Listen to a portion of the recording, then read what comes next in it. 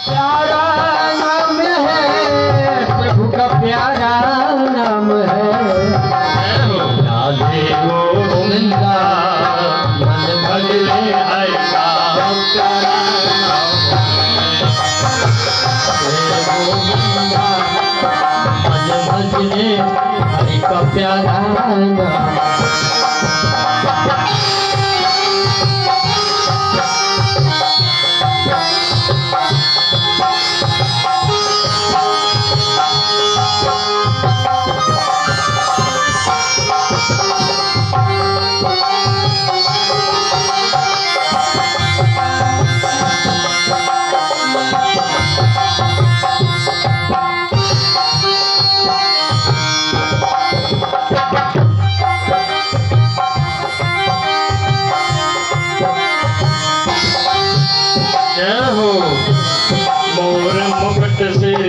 मन माला के सर तिलक लगाए माला के सर तिलक लगाया और मुकुट सिर गन मन माला के सर तिलक लगाए और मुकुट के सर गन माला के सर तिलक लगाए वृंदावन की कुंज कलिन में वृंदावन के कुंज गलन में सबको नाच नचाए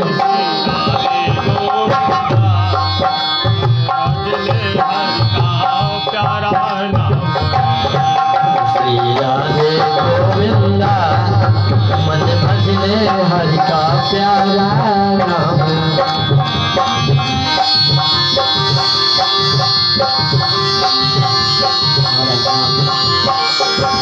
तो प्यारा नाम है हर का प्यारा नाम है प्यारा नाम है हर का प्यारा नाम है श्री राधे गोविंदा मन भजले हरि का प्यारा नाम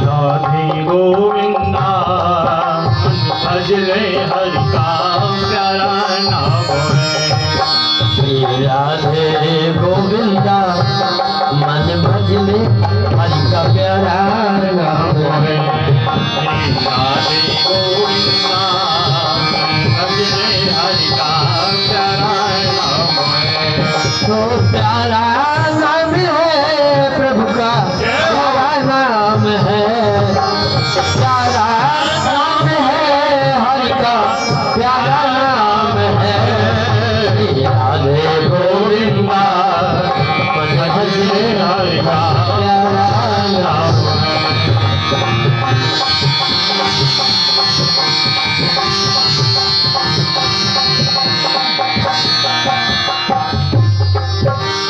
गिरधर नांगर कहती मीरा सूर को श्यामल भाई गिरधर नांगर कहती मीरा सूर को श्यामल भाई गिरधर नांगर कहती मीरा सूर को श्यामल भाई गिरधर नांगर कहती मीरा सूर को श्यामल भाई तुकारा में और नाम देवो ने बैठल बैठल गाए तुकारा में और नाम देव ने बैठल बैठल गाए श्री राधे गोविंदा मन भजले हरि का प्यारा नाम है श्री राधे गोविंदा मन भजले हरि का प्यारा नाम है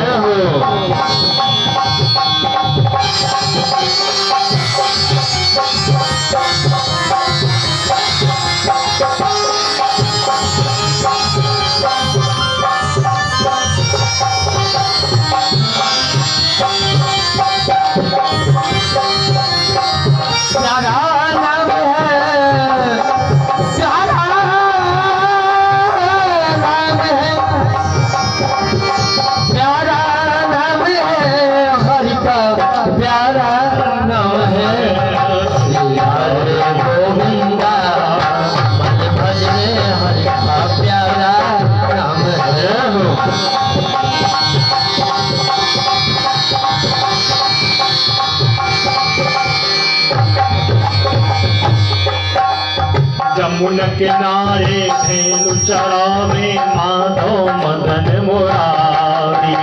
यमुना किनारे धेनु चरावे माधव कुंज बिहारी।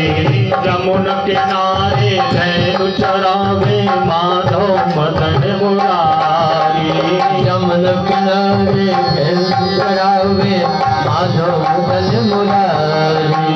मधुर मुरलिया जब ही बजावे हर सुन बुध सारी। मधुर मुरलिया बजावे हर सुध बुध सारी। श्री राधे गोविंदा मन भजले हरि का प्यारा नाम है। राधे गोविंदा मन भजले हरि का प्यारा नाम है।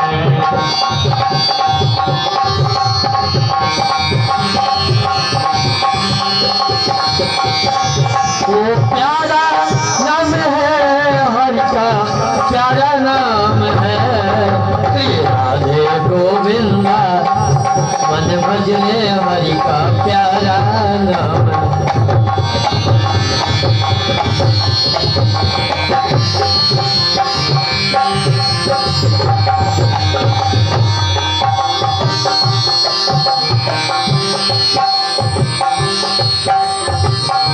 गोविंदा मन भजले हरि का प्यारा नाम।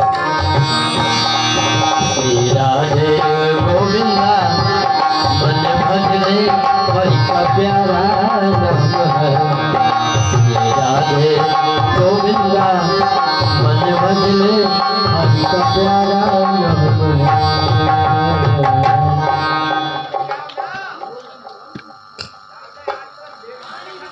हेलो श्री राधे। बोली भागवत भगवान की जय। थोड़ा और समय दें, कुछ ही देर के बाद विश्राम दिया जाएगा। चलते हैं सीधे भागवत पुराण के महात्म्य की तरफ। भागवत पुराण का प्रथम श्लोक सभी लोग हाथ जोड़कर भगवान को प्रणाम करें। यम प्रभजन्त मनोपेतमपेत कृत्यम द्वैपायनो बृहका तरयाजुआ। पुत्रेति तन्मयतया तर्भुवने दुदोस्तम सर्वभूत हरदम मुनिमान्तोष।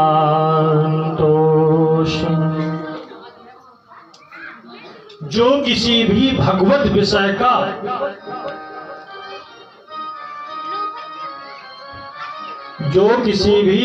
विषय का इतना अधिक मनन करे कि मन की सत्ता ध्येय में लीन हो जाए, सो उसे मुनि कहते हैं। बोलिए सुखदेव भगवान की जय। कृष्णाय वासुदेवाय हरे परमात्मने प्रेरत क्लेशनाशाय गोविंदाय नमो नमः। सच्चिदानंद क्या है? सत चित और आनंद क्या है? बोलिए सच्चिदानंद भगवान की जय। सत क्या है? किसे कहते हैं सत? सत है क्या? सत वह है जो कभी ना हटे, कभी ना बदले, तीनों कालों में स्थिर रहे, भूत में, भविष्य में और वर्तमान में, जो कभी ना बदले, वह सत्य है। जैसे कि भूत की बात की जाए, भूतकाल की, तो आज अभी कुछ क्षण पहले आपने देखा कि हम सभी नगर भ्रमण कर रहे थे। कलश यात्रा चल रही थी। ये भूतकाल की कुछ समय पहले की बात हो गई और भविष्य में यह कथा और आगे 7 दिन चलेगी। यह भविष्य की बात वर्तमान में यह भी चल रही है। यही सत्य है, अर्थात जो तीनों कालों में कभी ना हटे, कभी ना बदले, स्थिर रहे, वह सत्य है। रामायण में 6 धर्म बतलाए गए, लेकिन सत्य को सबसे बड़ा धर्म कहा जाता है। सत्यम बुर्यात् प्रियम बुर्यात् अप्रियम सत्यम च न बुर्यात्। सत्य बोलो, प्रिय बोलो, ऐसा सत्य मत बोलो तो किसी को बुरा लगे। धर्म में न दोसर, बाबा गोस्वामी जी ने रामायण में लिखा है, धर्म में न दोसर सत्य समाना। धर्म में न दोसर सत्य समाना।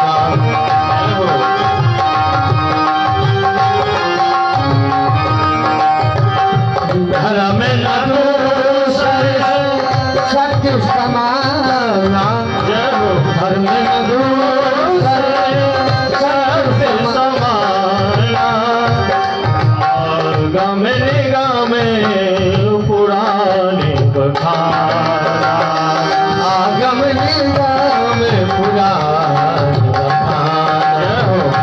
आगम निगम पुराण बखाना। धर्म न दूसर सत्य समाना, यह किसने कहा? आगम निगम पुराण बखाना। निगम माने वेद, पुराण सत्य का बखान किया है।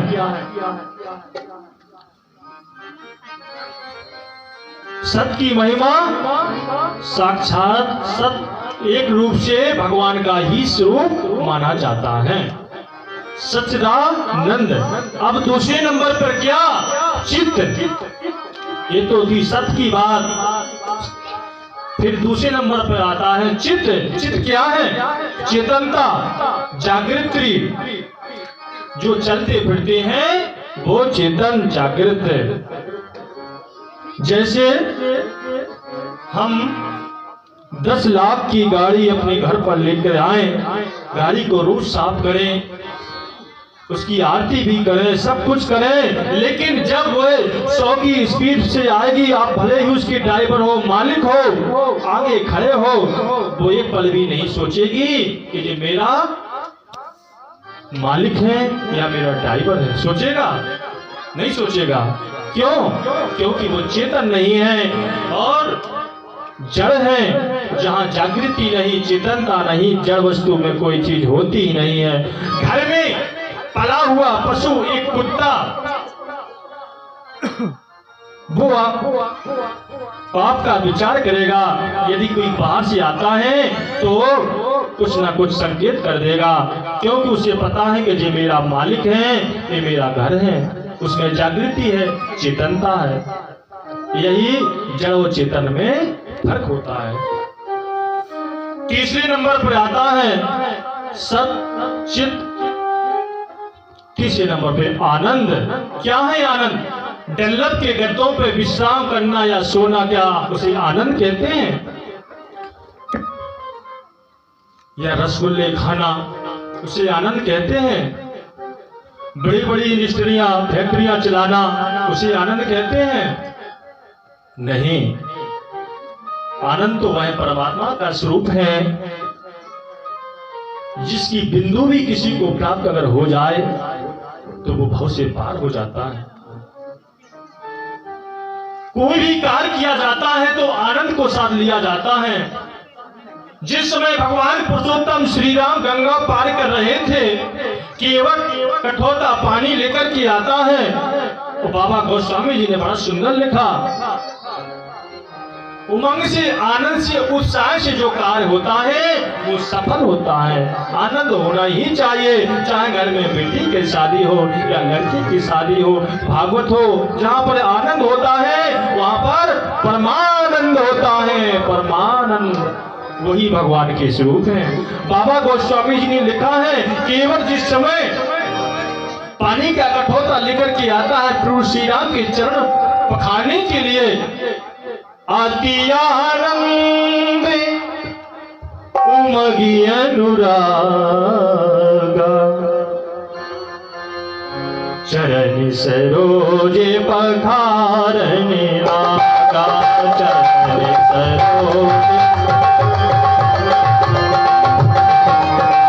सरोजे पखारने आगा, अति आनंद उमगी अनुरागा, अति आनंद उमगी अनुरागा, चरण सरोज पखारने आगा, चरण सरोज पखारने आगा।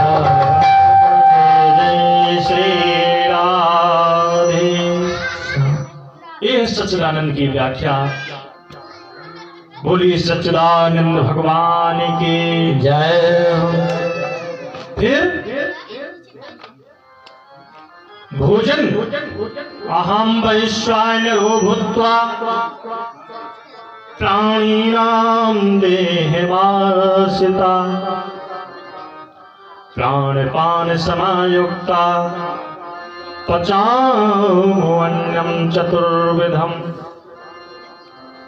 महाराज जरा विचार किया कभी कि जो हम खाना खाते हैं उस खाने को कौन पचाता है? विज्ञान तो यही कहती है कि छोटी आंत बड़ी आंत, लेकिन जब हम कठोर से कठोर खाना भी खाते हैं तो कितनी शक्ति कहाँ से आती है? वो हमारे अंदर परमात्मा ही बैठा है जो पाचन क्रिया को प्रबल बनाता है। भोजन भी 4 प्रकार के बतलाए गए। भोजन 4 प्रकार के होते हैं। भक्ष्य, भक्ष्य रोटी, भक्ष्य माने क्या? रोटी। और पेय माने सारे जगत के पेय पदार्थ, अर्थात जैसे दूध रस, वो पेय में आ जाते हैं। और लेह, चटनी वगैरह, और चोस, गन्ना, इस तरह से 4 प्रकार के भोजन पृथ्वी पर बतलाए जाते हैं। अहम वैश्वानरो भूत्वा देह प्राणिनां वार्षिता, प्राणपान समायुक्ता पचाम्यन्नं चतुर्विधम्। शास्त्र भागवत में जो लिखा वो झूठ नहीं होता। भीम को बड़ा अभिमान था कि मैं जरासंध को मार दूंगा, लेकिन जब जरासंध के हाथों से उसकी इतनी पिटाई हुई कि 10,000 हाथियों वाला बलशाली शरीर भीम भी धराशायी हो गया, और गोविंद के आगे खड़े दोनों हाथ जोड़कर के प्रार्थना की कि हे गोविंद मेरी रक्षा करो। तो गोविंद ने कहा, हे भीम तुझे अपने पर भरोसा था, तो जब तक मेरा इशारा ना हो तब तक कुछ कार्य मत करना। और प्रभु ने इशारा किया और फिर भीम ने जरासंध का उद्धार किया। उसकी इजाजत के बिना तो पत्ता भी नहीं हिलता, पत्ता भी नहीं हिलता। इस कथा को कौन सुनता है? गिरिजा संत समागम सन न लाभ कछुआन, बिन हरि कृपा न हो सो,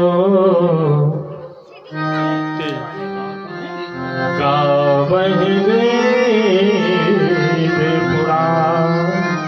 भगवान स्वयं शंकर माता पार्वती को कथा सुनाते हैं,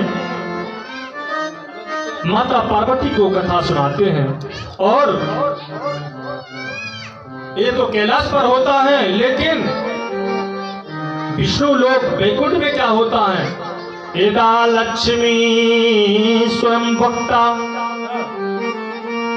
विष्णु चासुणे रता।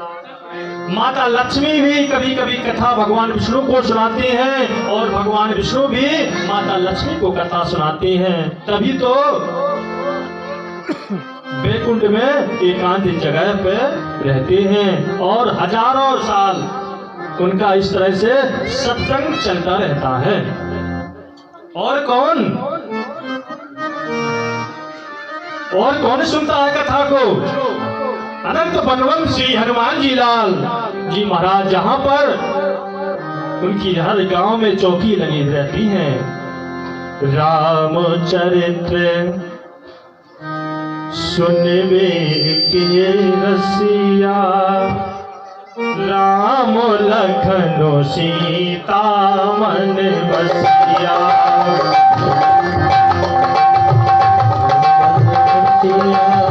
राम लखन सीता मन बसिया, चरित्र सुनबे को रसिया, राम लखन सीता मन बसिया।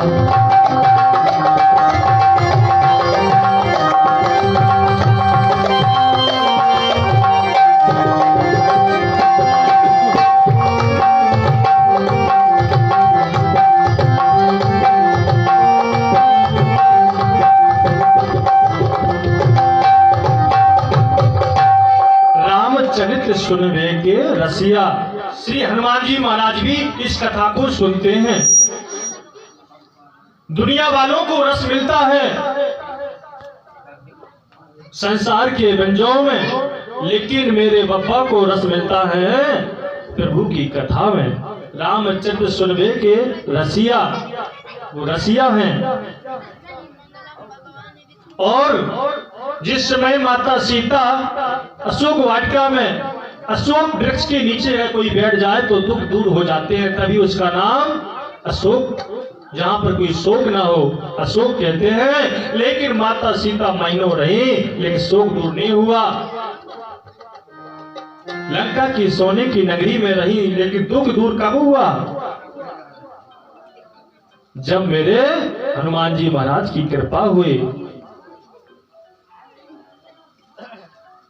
जब उन्होंने राम की कथा को सुनाया, तब माता सीता का दुख दूर हुआ।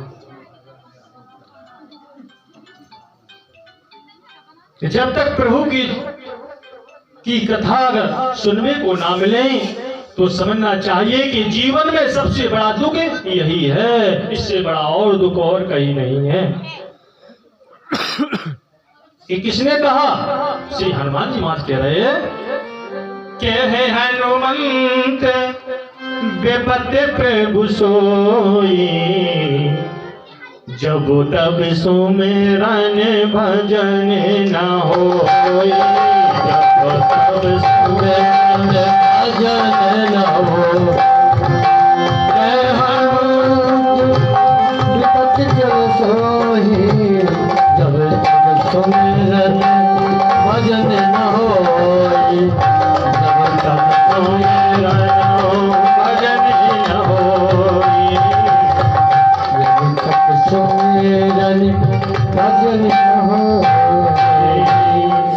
हनुमंत विपत्ति, सबसे बड़ी जीवन में विपत्ति तभी समझना चाहिए जब मुंह से राम जी का गोविंद का नाम ना निकले।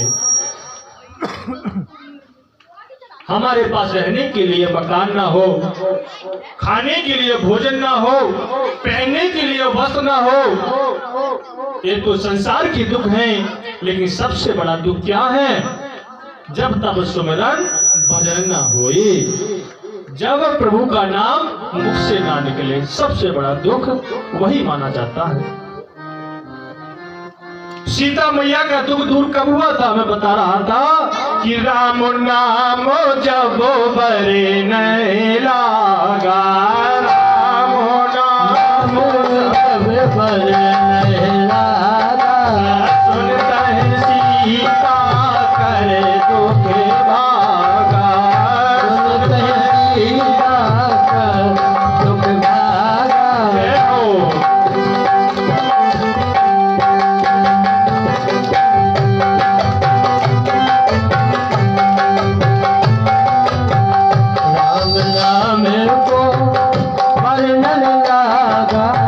राम नाम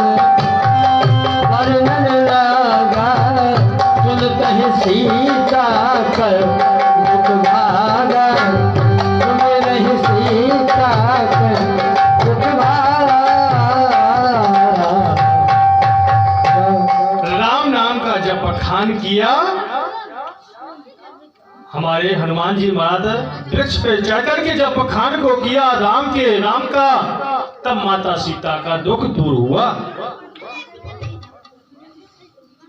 ऐसे राम नाम की प्रभु की कथा की महिमा है।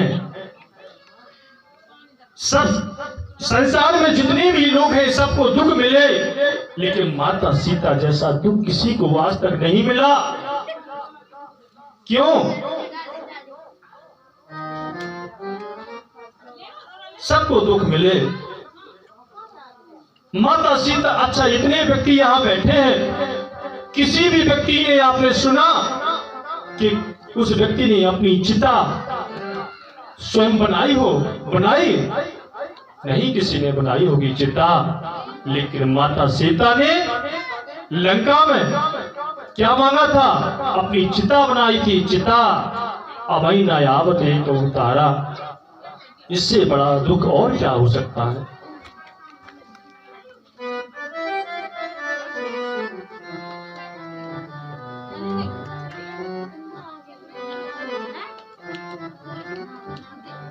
इससे बड़ा और दुख क्या हो सकता है? आन काठ रच चिता बनाई,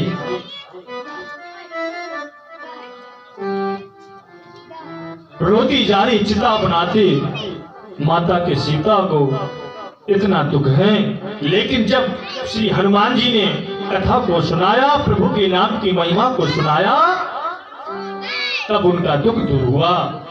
इतनी बड़ी महिमा है भागवत की, इतनी बड़ी महिमा है राम के नाम की। बोली भागवत भगवान की। और तेज करो थोड़ा, बोलो। दैहिक देव के भौतिक तापा, राम राज का हो नहीं पापा। दैहिक देव के भौतिक तापा, राम राज कवनो नहीं व्यापा।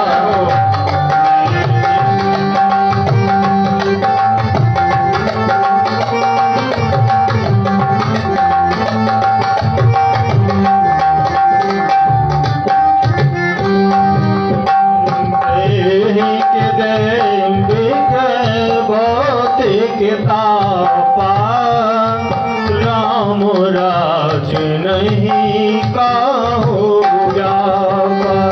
दैहिक देव भौतिक तापा, राम राज कवनो नहीं व्यापा।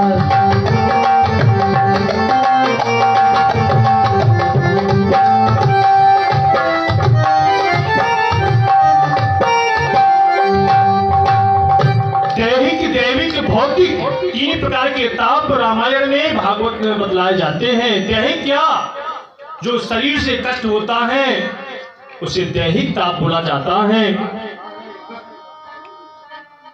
दैविक जो देवी देवताओं के द्वारा और भौतिक जैसे आपने ही बनाया और खुद को ही दुख हुआ, वो भौतिक। लेकिन तीनों तापों को दुख दूर करने के लिए अगर शक्ति किसी में है तो मेरे गोविंद में, वो मेरे गोविंद में।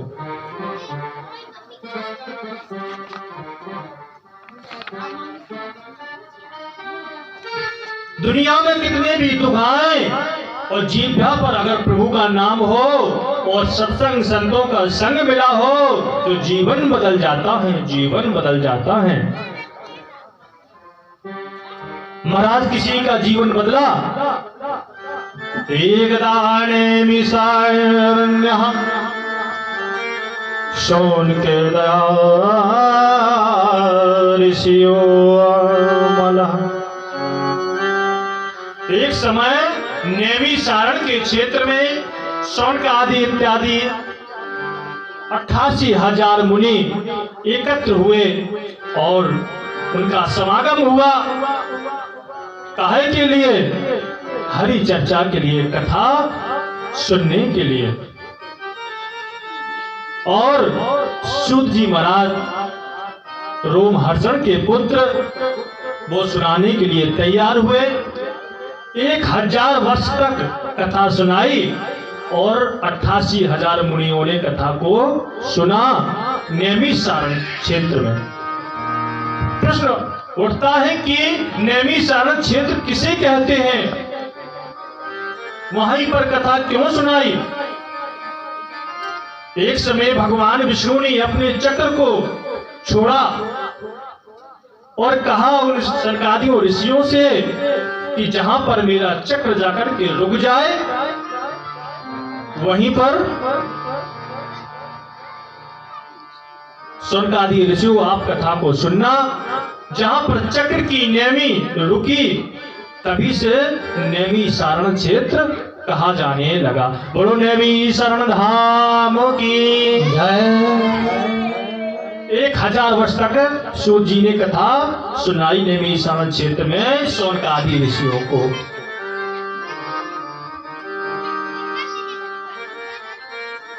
सूत जी कथा सुना रहे, लेकिन एक ऐसा भी समय आया, ऐसी भी घटना घटी,